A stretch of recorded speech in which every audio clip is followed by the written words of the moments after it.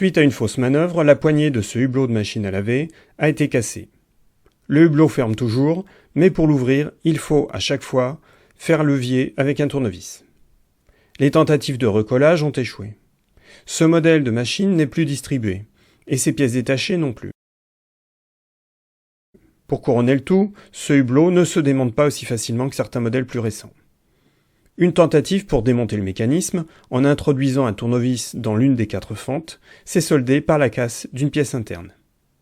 N'étant pas le propriétaire de la machine, j'ai arrêté les frais, et j'aurais d'ailleurs fait la même chose avec mon propre matériel. Donc n'ayant pas pu démonter le hublot, l'objectif est de modéliser une poignée équivalente, mais en 2 parties, qui seront ensuite assemblées. Première étape, démontage du mécanisme.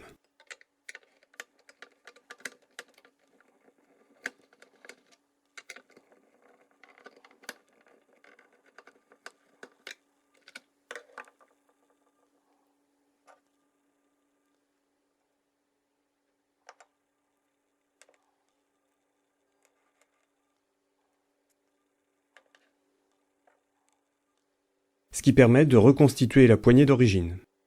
L'objectif est de réaliser une nouvelle poignée fonctionnelle, démontable, pas trop vilaine à regarder et bon marché.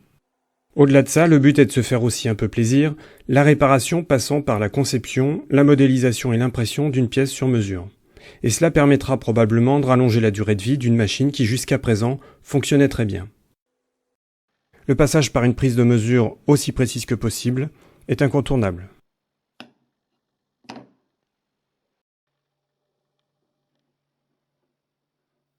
L'idée est de modéliser cette pièce en l'adaptant pour y pratiquer un taraudage afin d'y introduire une vis M3.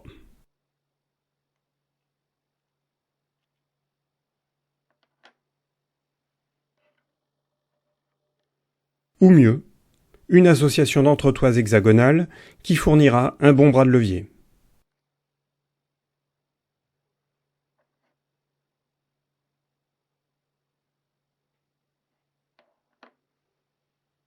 Voyons comment a été réalisée la modélisation sous FreeCAD. Les étapes successives seront illustrées, mais pas décrites dans le détail. Je vous renvoie pour cela vers de précédentes vidéos. Elle passe par l'atelier Part Design dans lequel on définit une esquisse avec un contour percé.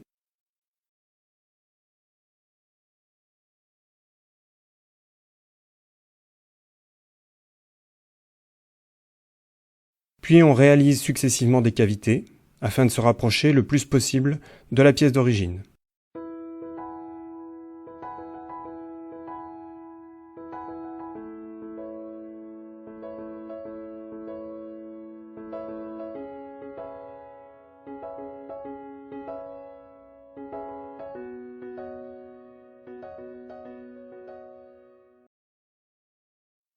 Puis on passe dans l'atelier Fasteners, de façon à ajouter une vis M3,5 au centre de la partie à tarauder.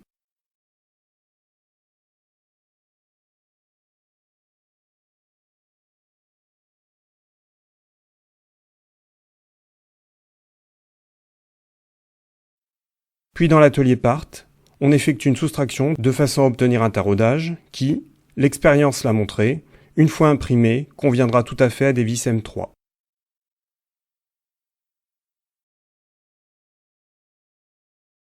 Puis tranchage,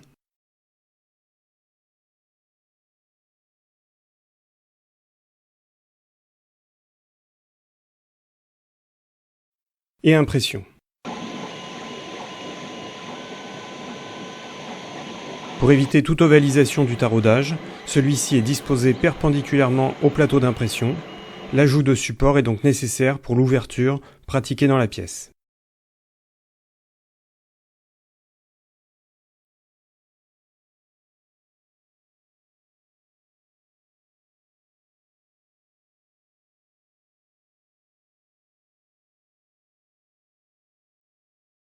Comparaison de l'original et de sa copie modifiée, après retrait des supports.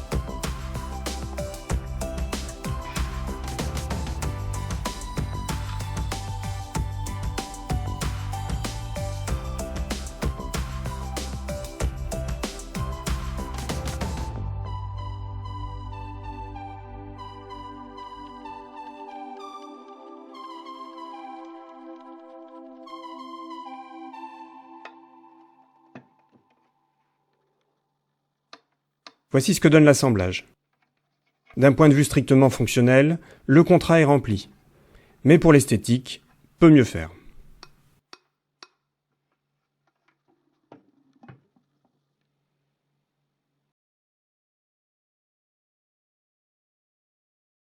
L'utilisation d'entretoises hexagonales, que l'on peut trouver dans l'atelier Fasteners, sous le nom stand-off pour les modèles mâle-femelle et spacer pour les modèles femelle-femelle, nécessite de modéliser des cavités également hexagonales, mais avec un minimum de jeu contrairement aux vis.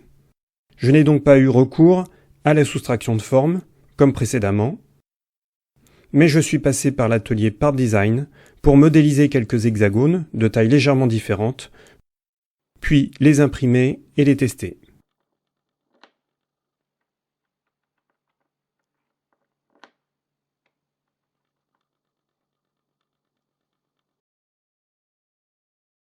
Il ne reste plus qu'à modéliser une poignée compatible avec les entretoises et se rapprochant du format de la poignée d'origine.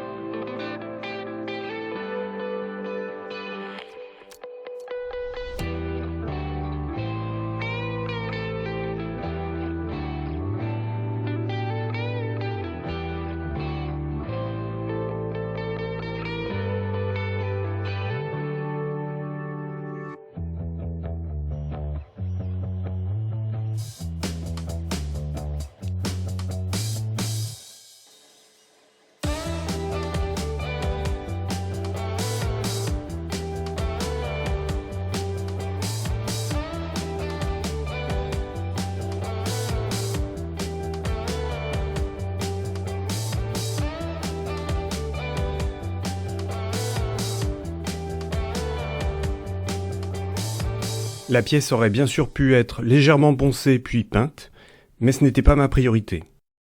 Dans ce qui suit, le rendu 3D de l'assemblage conçu, puis un montage à blanc des différentes pièces, et ensuite l'assemblage définitif.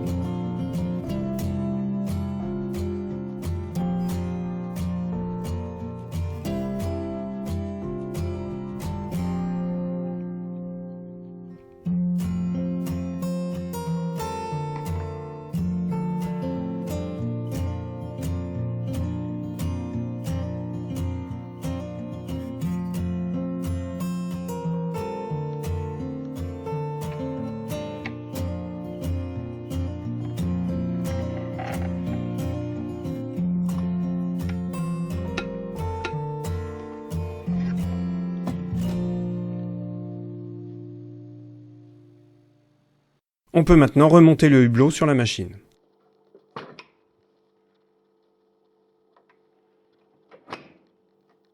Et pour fêter ça, pourquoi pas se rouler dans la boue ?